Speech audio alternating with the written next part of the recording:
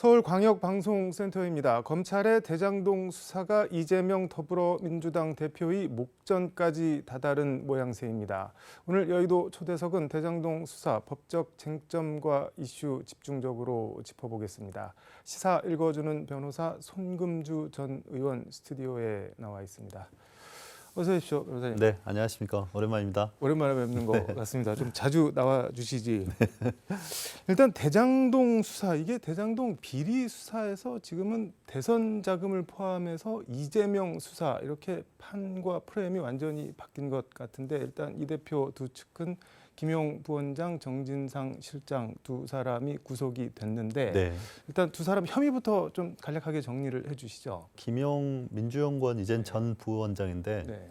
그 전 부원장의 혐의는 그 2021년 4월부터 8월, 네. 그러니까 작년 아마 대선 경선 기간이었을 텐데 그 기간 동안에 그 남욱, 정민용 등이 제공한 네. 8억 4천만 원 가량을 유동규를 통해 네. 그 정치자금으로 받았다는 죄명입니다. 그래서 네. 정치자금법 위반으로 네. 구속 기소가 된 상태입니다. 정진상 실장 혐의는 뭔가요? 정진상 실장은 이제 대선 자금과는 별도로 네. 1억 4천만 원 정도를 좀 오랜 기간에 걸쳐서 네. 그 대장동 이슈, 대장동 사업을 추진했던 네. 남욱, 유동규 등과 그 편의를 봐주는 대가로 뇌물을 받았다는 죄명이고요. 그래서 특정범죄 가중처벌법상의 뇌물죄, 네. 또 그 편의를 봐주면서 나중에 이제 그 지분으로 네. 어느 정도 수익을 받는 약정이 있었다 해서 네.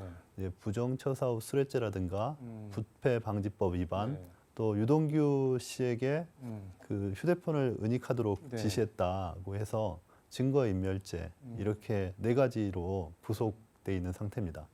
어느 정도 수익이라고 말씀을 주셨는데 그 어느 정도가 수백억 단위잖아요. 그렇죠. 대장동 사건 자체가 네. 굉장히 수익 규모가 크기 때문에 근데 이제 명시적으로 서로의 수익 약정이나 이런 건 없는 상태이고 네. 그 관여자들의 말뿐이라서 좀 명확한 상태는 아닌 것 같습니다. 근데 이렇게 김용, 정진상 두 사람이 받는 혐의가 이재명 대표하고는 어떻게 연결이 되는 건가요? 어느 지점에서? 사실 아직까지 네. 구체적으로 이재명 대표하고 직접 연결되는 증거가 나온 것 같지는 않습니다. 그 지금 남욱이나 유동규가 네. 이제 석방된 이후에 발언의 수위가 굉장히 좀 적극적으로 김용이나 정진상에 대한 범죄에 대해서 네. 진술하는 내용인데 그분들의 진술도 이재명 대표 본인에 직접 연결되는 진술이라기보다는 약간 우회적인 내용들이 많이 있거든요. 그러다 보니까 네.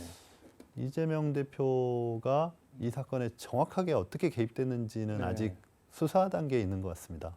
지금 우회적이라고 표현을 하셨는데 이게 검찰에서는 김용, 정진상, 이재명 대표 이렇게 셋을 정치적 공동체 이런 네. 개념으로 묶었던 것 같은데 이거는 어떤 의도로 봐야 되나요? 일단 정치 공동체라는 법률적 용어는 없습니다. 네. 형법에도 없고 정치자금법에도 없는 것 같은데 우리가 이제 정치 공동체라고 하면 네.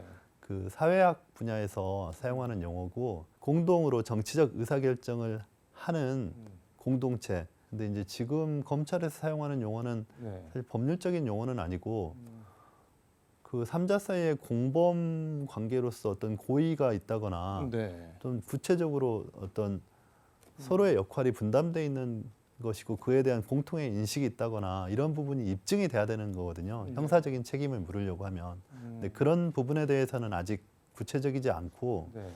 그래서 정치 공동체라는 개념을 어떻게 우리가 받아들여야 되냐. 사실 그건 좀 애매하죠. 예전에 윤석열 대통령이 국정농단 네. 수사팀장 할 때 그때 최순실, 박근혜 이렇게 두 사람을 경제 공동체 이렇게 묶어서 뇌물죄로 박근혜 전 대통령을 네. 처벌을 했잖아요. 네. 그런 비슷한 의도나 배경 그런 건가요, 그러면은? 약간 비슷한 측면에서 출발했다고 볼 수 있습니다. 그때는 그래도 박근혜 전 대통령과 최순실 사이에 굉장히 경제적인 이해관계가 맞물려 있다고 볼 만한 그런 간접 사실들이 있었거든요. 네. 그랬기 때문에 법원에서도 경제 공동체라는 개념으로 사실은 공범을 인정한 겁니다. 네. 대신 받았다거나 뭐 이런 식의 인정을 허용해 주는 것이었죠. 그런데 정치 공동체는 좀 다르단 말이에요. 경제 공동체는 경제적인 이해관계가 네. 함께 있는 것 아니겠습니까? 그래서 그 뭐 금전의 흐름이라든가 이런 것들이 간접적으로 드러나는데 정치 공동체, 정치적인 결사, 이거 약간 신념을 같이 하는 사람들의 모임인데 그 자체를 뭐 형법적으로 또는 형사처벌적인 개념으로 삼기는 좀 어렵다. 저는 이렇게 봅니다. 이게 지금 대장동 사업 설계했다는 정영학 회계사 녹취록 뭐 1,100쪽 정도 된다고 하는데 거기 보면은 이른바 천화동인 1호 소유주로 뭐 김용이나 정진상이 언급된 적은 없고 뭐 유동규는 뭐 나온 것 같기는 한데 근데 지금 천화동인 1호 700억 뭐 세금 떼고 420 몇백억 그거를 이제 주기로 했다 뭐 그런 말들이 이제 남욱 변호사 등 통해서 나오는데 이게 그 전에는 남욱 변호사도 그런 말을 한 적이 없는데 진술이 바뀌었잖아요. 이거 네. 뭐 어떻게 봐야 될까요? 그 진술이 네. 뭐 유동규 씨도 그렇고 남욱 변호사도 그렇고 석방 이후에 바뀌었단 말이에요. 네. 그러니까 사실 진실을 누가 알기는 어렵잖아요. 객관적인 자료를 가지고 진실을 예단할 수 있는데 그 부분에 관한 객관적이고 명확한 물증은 아직 없습니다. 이제 다만 유동규나 남욱 전 네. 변호사가 이제 진술을 바꿔서 이제 구체적으로 진술을 하고 있는데 그 구체적인 진술의 신빙성이 어느 정도냐에 대한 이제 판단 문제가 있을 것 같아요. 지금 이제 검찰에서 서울중앙지검, 네. 또 수원지검, 성남지청 네. 이 세 곳에서 경쟁적으로 이제 이재명 대표 관련된 수사를 하고 있거든요. 네. 거의 이제 세 곳에서 경쟁적으로 하고 있고 굉장히 열심히 하고 있는데 그러니까 수사의 결과를 내놔야 되는데 네. 단순히 유동규나 남욱의 진술만으로 의존해서 네. 이 대선 후보였던 이재명을 묶을 수는 없습니다. 저는 그렇게 보거든요. 네. 그거보다는 더 구체적인 증거를 내놔야 되는 것이고 그런 부분까지는 아직 검찰 수사의 결과가 없는 것 같습니다. 이게 지금 뇌물이나 정치자금 같은 경우는 이게 뭐 주는 장면을 뭐 사진 찍어서 주는 것도 아니고 뭐 CCTV가 있을 것도 네. 아니고 아무튼 뭐 진술이 일관되거나 구체적이거나 뭐 이른바 직접 보거나 하지 않았으면은 네. 됐을 뭐 그런 디테일에 대해서 얘기를 하면은 대충 인정을 해주잖아요. 네. 근데 지금 뭐 남욱 변호사나 뭐 유동규 전 처장 뭐 진술이 그 정도까지도 아닌 건가요? 아니면 진술은 있는데 그 나머지 것이 잘 없는 건가요? 그러니까 구속된 점에 미뤄 보면, 음. 그러니까 뭐 돈을 건넨 경위라든가 네. 시점 이런 부분에 대한 진술이 구체적인 것 같습니다. 물론 김용이나 네. 정진상의 입장에서 그분들의 입장에서 이제 본인들의 입장을 변호를 할 텐데 어쨌든 좀 구체적이기 때문에 아마 구속 네. 영장까지는 갔겠죠. 근데 그거는 김용 또는 정진상과 관련된 문제인 것이고 네. 그 부분을 이재명 대표하고 연결시키는 부분은 좀 다른 부분이라는 거죠. 네. 또 유동규나 남욱도 이재명에 대해서는 카더라 통신으로 얘기를 하거든요. 네. 사실 그분들의 진술 자체가 직접적인 거라기보다는 어디서 들었던 것 같다 이런 네. 진술이 많단 말이에요. 그래서 형사 책임을 물으려고 한다면 네. 훨씬 더 구체적이고 정확한 증거를 검찰이 제시해야 된다. 저는 이렇게 생각합니다. 남욱 변호사 같은 경우는 자기는 이재명이 대통령 될 줄 알고 무서워서 입 다물고 있다가 뭐 이제는 뭐 말할 수 있다 뭐 이렇게 얘기를 하던데 그 네. 뭐 그 신빙성 같은 게 법원에서 이런 경우는 받아들여지나요? 어떤가요?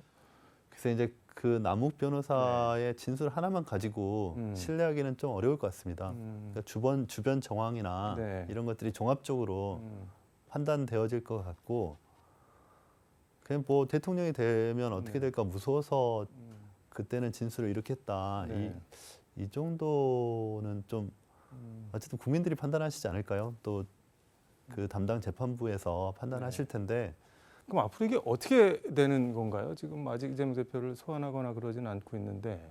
좀 더 구체적인 뭔가를 있어야 소환하지 않을까요? 야당 대표인데 그냥 무조건 소환할 수는 없고 또 네. 소환을 하게 되면은 어떤 결과를 네. 낼 수 있어야 소환을 하지 않겠습니까? 그래서 저는 뭐 이 상태가 그렇게 쉽게 빨리빨리 정리될 수 있는 건 아니라고 생각하고요. 또 이재명 대표의 입장에서는 어쨌든 본인은 네. 굉장히 적극적으로 본인 그 상황이 아니라는 것을 설명을 하고 있고 근데 기본적으로 정당에 같이 몸담고 있는 사람들은 다 정치 공동체 그렇죠. 아닌가요? 예, 그렇죠. 근데 검찰에서 얘기하는 정치 공동체는 좀 다른 건가 보네요. 그러니까요. 아까 말씀드린 것처럼 국어 사전을 제가 찾아보고 왔는데 네. 국어 사전은 이 나라 또는 지역 공동체 이런 개념입니다. 그러니까 어떤 정책을 함께하는 또는 신념을 함께하는 네. 그런 공동체이고 경제 공동체도 마찬가지고 근데 검찰에서는 경제 공동체, 정치 공동체를 이익의 공유자들의 개념으로 지금 사용해서 네. 공범에 관한 입증이 명확하지 않은 상태에서 공범 유사의 개념으로 가져온 거 아닙니까? 경제 공범 공동체. 유사는 뭔가요? 그러니까 원래 사실 있는 말인가요, 그게? 아니 없으니까 지금 저도 만들다 보니까 네. 공범 유사 이렇게 얘기했는데 네. 그러니까 실질적으로 이 정도 사건에서 책임을 물으려고 한다면 좀 더 명확하게 공범에 관한 공모에 관한 증거 또 각자의 행위를 어떻게 분담했는지 그래서 어떤 범죄를 저질렀는지에 대한 구체적인 입증을 해야 됩니다. 근데 지금까지는 그 아직까지는 정도까지는 좀 부족한 것 같습니다. 검찰이. 알겠습니다. 이재명 대표가 좀 길어졌는데 그 윤석열 대통령 장모 김건희 어머니 네. 최모 씨가 뭐 민사소송 과정에서 법원에 100억짜리 가짜 뭐 은행 잔고 증명서 이거를 내갖고 사기 미수 부동산 실명법 위계 공무집행 방해 혐의로 뭐 조사를 받은 모양인데 경찰이 혐의 없음 뭐 이러면서 불송치했다고 하는데 이 소송을 하는 와중에 법원에 100억짜리 가짜 잔고 증명서를 냈는데 이게 뭐 형사적으로 죄가 안 된다, 처벌할 수 없다. 이걸 뭐 어떻게 봐야 되는 건가요? 네. 그러면은? 그러니까 뭐 이런 경우 이제 소송 사기 문제도 있을 수 있고 네. 아까 말씀드린 그러니까 공무집행 방해 문제도 있을 수 있고 또 이제 뭐 문서 위조죄도 있을 수 네. 있고 여러 가지 뭐 혐의점이 있을 수 있는데 저도 이제 그 구체적인 기록은 네. 보지를 못했으니까 어떤 연유에서 혐의 없음으로 갔는지는 저희로서는 알 수 없지만은 어쨌든 수사의 형평성 문제는 계속 제기할 만한 사건인 거죠. 이 수사 형평성 뭐 말씀을 해주셨는데 윤석열 대통령 장모나 아니면 김건희 여사 뭐 이런저런 의혹에 대해서 이제 민주당에서는 아니 그 이재명 대표 하듯이 좀 수사해봐라, 털어봐라, 왜 압수수색 같은 거 안 하냐 이렇게 하고 지난주에 성일종 그 국민의힘 정책위장이 저희 초대석에 나와서 아니 그 전 정부에서 문재인 정부 때 다 턴 거 아니냐, 다 털어놓고 기소도 못했는데 뭘 어떻게 하라는 거냐 이렇게 지금 둘이 맞서고 있는데 어떻게 보시나요? 그러니까 검찰 관련된 네. 이슈만 있으면 여당에서는 전 정부 때 다 했던 건데 니네들이 못한 건 아니냐 네. 오죽했으면 아무것도 없었겠냐 이렇게 말을 하는데 문재인 정부 때 검찰이 문재인 정부의 검찰은 아니었지 않습니까? 그럼 사실. 누구 검찰이었나요? 네. 그거는 뭐 네. 검찰이 검찰 조직의 특수성도 있고 뭐 독립성도 있고 하지만 어쨌든 검찰 내부에서도 여러 파벌이 있었고 검찰 조직에 대한 그 문재인 대통령 또는 청와대, 문재인 정부의 장악력이 그렇게 크지는 않았다고 저는 생각합니다. 그래서 그 당시에 수사가 유독 뭐 이렇게 문재인 정부의 주도하에 수사가 이루어졌는데 결과를 못 냈으니까 네. 결국은 뭐 그 없어서 그런 것 아니냐 이런 논리는 조금 국민들이 납득하기 어려울 것 같은데요. 근데 자꾸 그런 논리를 자꾸 반복하시더라고요. 여당의 네. 의원님들이나 이제 근데 그냥 객관적으로 봤을 때 네. 100억짜리 서류가 위조돼서 제출됐다고 하면 그 좀 뭔가 문제가 있다고 생각할 여지가 있을 거 아니에요. 일반인들은 100억씩이나 위조할 그렇죠. 생각도 하기가 일반인들은 100만 원 위조해 놓고도 네. 다 벌금 받고 할 텐데. 그러니까 이런 생각을 갖게 되는 거니까. 뭐 근데 구체적인 수사 자료를 우리가 제가 볼 수 없고 네. 또 어떤 스토리가 그 안에 있는지 모르니까 우리로서는 그냥 추측을 할 뿐인데 어쨌든 일반적으로는 좀 납득하기 어려운 결과이기 때문에 야당에서는 그걸 네. 가지고 공격을 하는 것이고 또 이재명 대표 측근들 뭐 주변에 대한 수사의 강도에 비해서 이제 이쪽 수사는 너무 약하다고 네. 보여지니까 그런 비판을 하는 것 같습니다. 알겠습니다. 오늘 말씀 여기까지 듣도록 하겠습니다. 고맙습니다. 네, 감사합니다. 네, 지금까지 서울광역방송센터에서 선금주 변호사와 함께 전해드렸습니다.